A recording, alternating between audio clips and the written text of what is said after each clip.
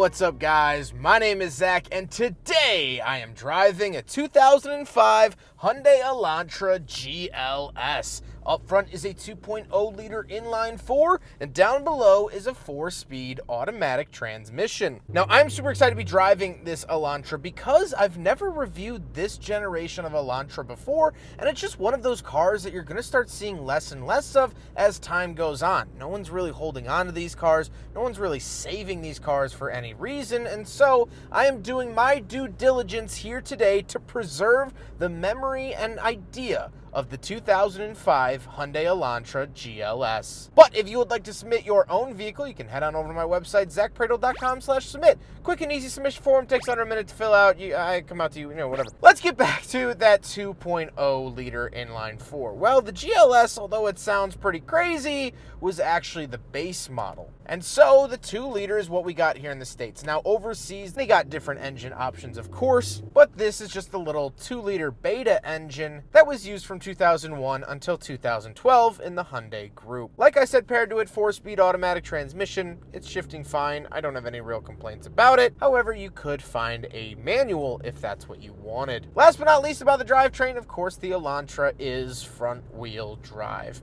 So how does it feel to drive a Hyundai Elantra from 2005? Well, it actually is a lot peppier than I thought, and I sort of just miss this era of economy cars because it's not dull. It's not blood pumping, but it has a little bit of character to it. When you rev it, it revs, and it's naturally aspirated, which I love, and so I think it actually is a decent driving experience. Maybe not one for the history books, but I'm not sad here today. Visibility is good, however, this car does have aftermarket tints on the windows, so don't be shocked by that. Steering is nice and light, it's comfortable, and the ride isn't too great. It's not awful either, so it's somewhere in the middle, which I'll happily accept from a vehicle like this. With that stuff out of the way, let's talk about the interior. Well, in front of me, I have 4 gauges. Off to the left is my coolant temperature and tachometer, and off to the right is my speedometer and fuel. The steering wheel doesn't have any proper forward-facing buttons. Besides, it does have a cruise control stalk to the bottom right, but it just has the little Hyundai logo on it. And off to the left, we have a climate control vent, gauge dimmer switch, and a big coin holder / iPass holder / whatever you want to put in there. Moving on to the door, we do have a little speaker, as well as our power mirrors, power locks, and power windows. And moving into the center, we get 2 asymmetrical climate control vents, our hazard switch, and a digital clock. And then an aftermarket radio, because any radio from 2005 isn't going to keep up with modern tech, so the owner, William, has swapped that out. As well as down below, we have our climate controls, where to send it off to the left, fan speed in the center, temperature off to the right, and the AC is blowing ice cold here today. Down below that, we do have an ashtray as well as a power outlet and cigarette lighter, little cubby, and then we come to the shifter. The shifter is a very, very basic shifter you'll probably see in any Asian-made vehicle of this era, and let's be honest, some Chevys as well. But then we do have cup holders, and so we will do a big friggin' bottle test, and it does fit in it. However, it doesn't go down deep enough, and any turn that I would make, the water bottle would fall out. And so while the diameter initially is good, it still gets a fail because it can't confidently hold the bottle taking corners. Then we do get a little center console with an armrest. You can open up just the top or the bigger middle section. And then we'll talk about the seats. The seats are cloth, and I actually enjoy them quite a bit. These do feel like holdovers from the 90s, which would make sense because this generation of Hyundai Elantra did debut in 2001. So that was very freshly off the 90s, and so the fabric feels that way. It feels cushiony and soft, and I really miss when economy car seats were like this because this is a very comfortable car. And modern economy car seats feel like they're built out of wooden pallets, and so this didn't punish you even though you weren't spending top dollar, and that's very, very nice. However, speaking of seats, we do have back seats, so let's go do a back seat review. All right, so we're in the back of the 2005 Hyundai Elantra GLS, and a couple of things to note. It's not very comfortable. The seats are harder than up front for sure. My knees are touching the seat in front of me. My head is coming very close to the ceiling. This is still a compact car. It's a very small car. However, Hyundai was on the up and up, and we'll talk about that with the final thoughts segment a little bit later on, but it's still pretty economy, especially back here. I don't even get a center console. It looks like there would be a cutout for one, but there isn't. Maybe the GT got that. I get an ashtray, but I don't get any rear vents.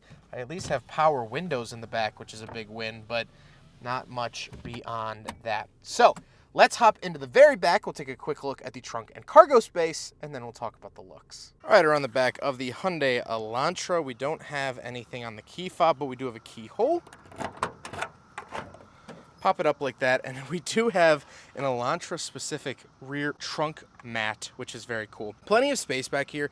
That is one of the big benefits of 2000s economy cars, is that they didn't really suffer in terms of rear cargo space. I'm thinking also like the Pontiac G6 and Chevy Aveo. Honda Civics had pretty good trunk space, and so the Elantra is no different here. So I absolutely love to see that. Nothing too crazy beyond that, but cool to see the trunk mat of a Hyundai Elantra from 2005. Now we gotta talk about the looks, and I do actually really like the look of the Elantra. However, I don't think that it's like a stone cold killer or stunner or anything like that. I don't think it's going to win any design awards. However, I think it's proportioned pretty well, and it's rather subtle and not super in your face. Like the modern Elantra, especially the facelifted version for here in 2024, it looks aggressive, it looks mean, it looks like a spaceship, and this just looks more honest, which isn't a bad thing. That's just how the design speaks to me.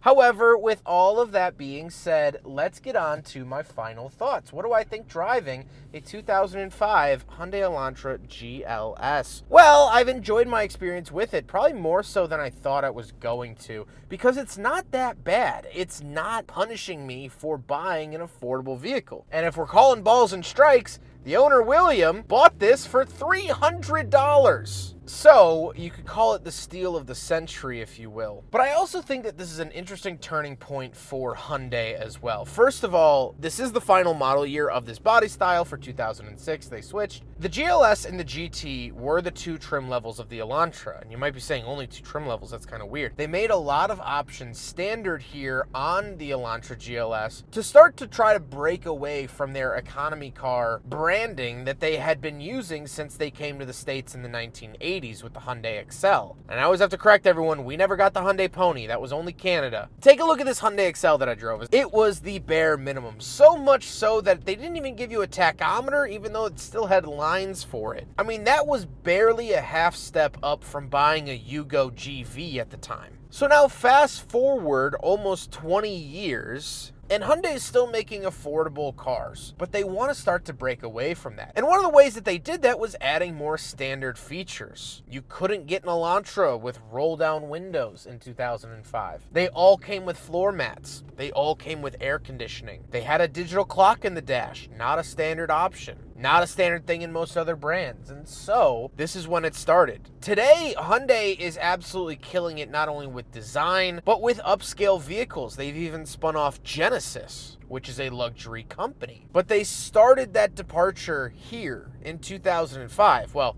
really 2001 when this vehicle started out. And so it's cool to be seeing that. This is sort of the origin story of Hyundai pulling up their shorts and rolling up their sleeves and saying, hey, let's be taken a little bit seriously. And it takes decades. There's still people that say, oh, Hyundai, those are crappy economy cars. And you have to shake them and say, no, they're different now. They're going to be fighting that for the next couple decades, probably. But slowly but surely, the public is realizing that Hyundai is a good brand. And that's very evident here in this 2005 Hyundai Elantra GLS. I hope you guys enjoyed the video. Huge thank you to William for letting me take out his Hyundai Elantra GLS from 2005. William is a very good friend of mine. I've reviewed so many of his vehicles over the years. I've almost lost count. He's the best. I appreciate it, and I always look forward to working with him more. But I hope you guys enjoyed the video. Don't forget to rate the video, comment on the video, and subscribe if you really liked it.